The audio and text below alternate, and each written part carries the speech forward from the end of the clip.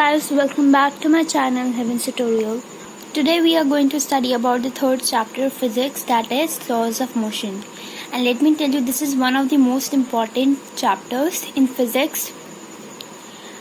At least 10 to 15 marks of questions related to this chapter will come in your final examination. So let's start. So chapter शुरू करने से पहले you should see the syllabus, और इसमें syllabus में है about the contact and non contact forces, the CGS unit and the SI unit. Okay, so directly हम लोग इस पर आएंगे. फर्स्ट इज वो कि फोर्स क्या होता है. फोर्स एक फिजिकल कॉज है which changes either the size or the shape or the state of rest or of the motion of the body. एक एग्जाम्पल लेके हम लोग पढ़ेंगे. अब फॉर एग्जाम्पल क्ले है, आप उसको कोई भी साइज, किसी भी साइज में आप कर सकते हो, मोल्ड कर सकते हो with the help of force. किसी भी का शेप चेंज हो सकता है, साइज चेंज हो सकता है. अगर एक टॉय कार है, उसको अगर आप हिलाइए तो वो रेस्ट से मोशन में जा सकती है और मोशन से रेस्ट में आ सकती है.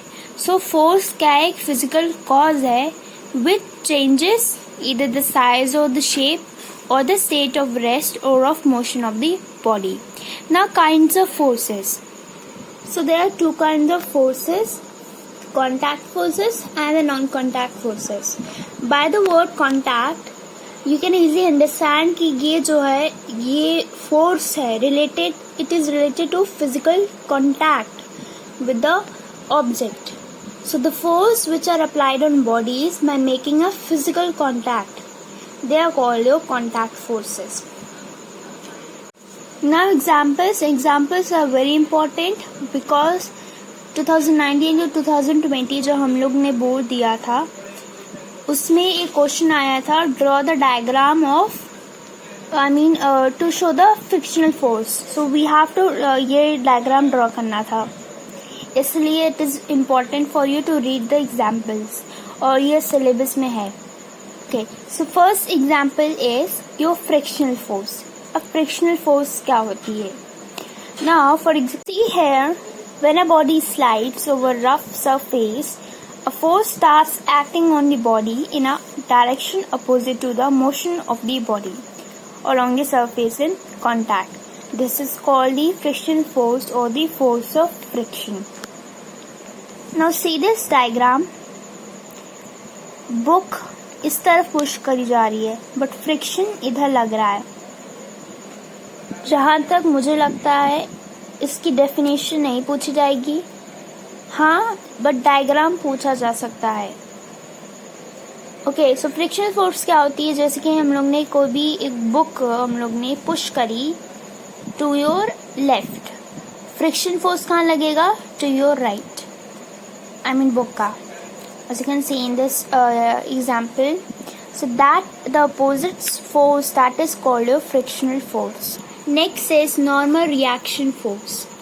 When a body is placed on the surface, the body exerts a force downwards equal to its weight on the surface, but the body does not move or fall because the surface exerts an equal and opposite force on the body normal to the surface, which is called your normal reaction force. Now see this diagram. अगर आप कोई भी block like mobile ही अगर हाथ में पकड़ तो वो भी फोर्स लगाता है अपोजिट टू दी. तो इस डायग्राम में क्या है, ब्लॉक लिया हुआ है. So the reaction force on the block due to palm. Reaction force नीचे, इसका भार अगर भारी होगा तो नीचे फोर्स लगेगा, और जो उल्टा फोर्स होगा that is your normal reaction force opposite to the your force due to weight. Okay, now the third is tension force as applied through strings. String से string, now इस force में string का use हो रहा है, I mean diagram में. सो अगर किसी भी एक रिजिड सपोर्ट से अगर आप स्ट्रिंग के थ्रू एक ब्लॉक बांधे रहते हैं, सो जो ब्लॉक का वेट है वो उसका फोर्स नीचे पुल करेगा और टेंशन फोर्स उसका अपोजिट लगेगा. तो that is called your tension force.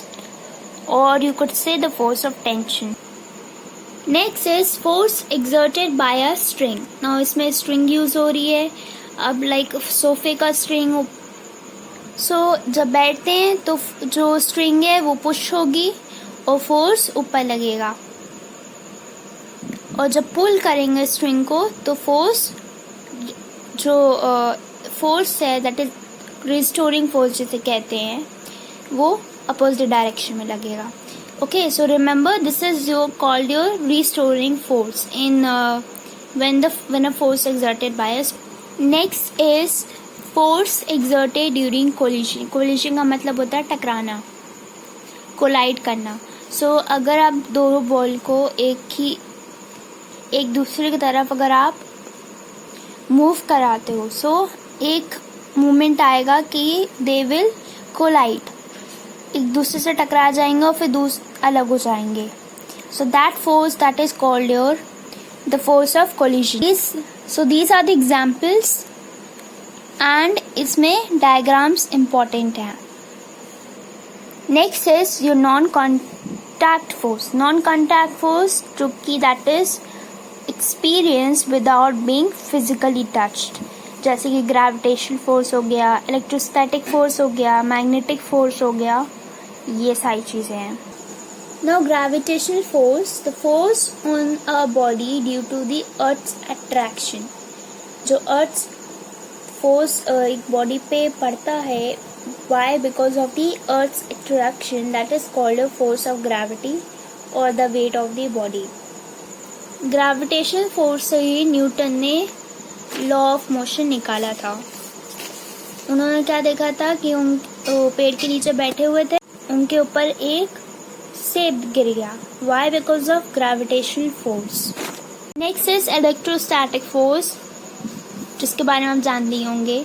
जब दो like charges like north और north repel करेंगे but not south, unlike charges they will attract each other. So the force between those charges, that is called your electrostatic force. Next is magnetic force. The same thing. जब two like magnetic force repel करते हैं और दो unlike magnetic force attract करते हैं, जो force होता है between those magnetic poles, that is called a magnetic force. Now here see the general character of the non-force contact forces. You just read this. First is the gravitational force is always of attractive nature, while the electrostatic force and the magnetic force can be either attractive or repulsive. The magnitude of non-contact forces on two bodies depend on the distance of separation between them. It decreases with the increase in separation and increases as the separation decreases. ये जो non contact forces होती हैं, they depend on the distance. Like अगर magnetic force का अगर लिए distance अगर decrease होगा तो सेपरेशन इंक्रीज होगा, और अगर डिस्टेंस इंक्रीज होगा तो सेपरेशन डिक्रीज होगा. So these are the two general character of non contact forces. So this was the first exercise, and the pics of this chapter is given in the description box. And don't forget to like this video, share it with your friends, subscribe the channel for more updates, and comment two questions that I've given in the comment section. And please don't forget to answer that. Thank you so much for watching.